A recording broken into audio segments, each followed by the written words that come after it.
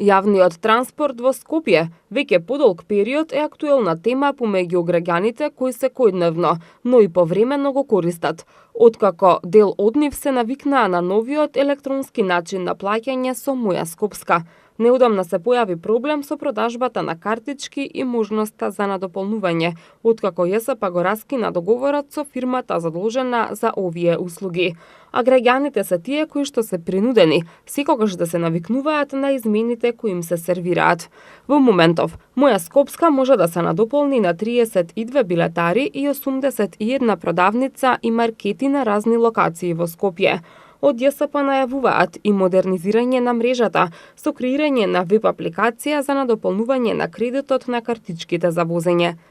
Цената на билетот изнесува 35 денари или 25 денари доколку се одлучите да купите билет за 10 возења, но со ограничен рок на траење од 15 дена од првиот ден кога сте ја вчитале картичката во автобусот.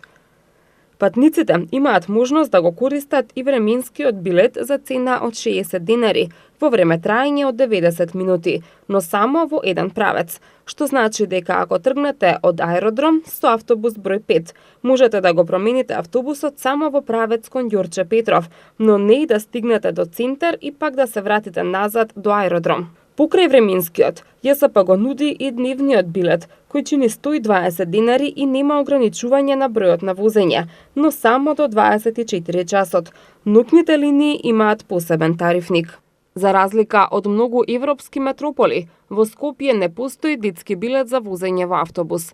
Возењето за деца до 7 годишна возраст е бесплатно, а поголемите треба да си плаќаат редовен билет како и останатите патници, велат од ЈСП. Предпријатието нуди можност за бесплатен превоз за учениците, чии што училишта се оддалечени 2 километри и повеќе од местото на живење.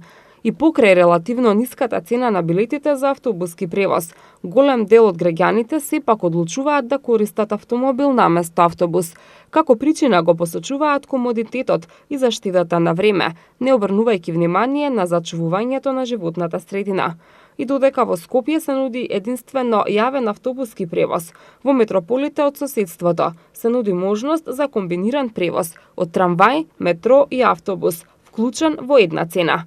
Колку за споредба, во Белград билет за едно возење во време траење од 90 минути со градскиот превоз чини од 1,3 евра за прва и втора зона до 3,4 евра за сите 4 зони.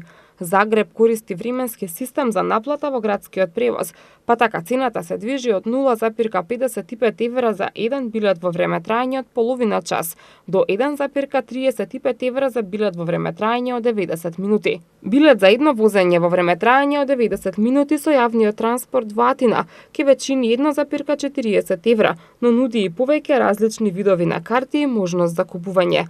Додека градскиот превоз во Софија е поделен на метро и автобуски, каде влегуваат и трамвајот и тролејбусот. Потребни се различни карти за двете, но цената за едно возење е иста и чини 0,80 евра. Талин, главниот град на Естонија, од 2013 година нуди бесплатен јавен транспорт за сите регистрирани жители. Тамошните градски власти за оваа одлука претходно организираа референдум на кој граѓаните со 75% избраа бесплатен јавен транспорт.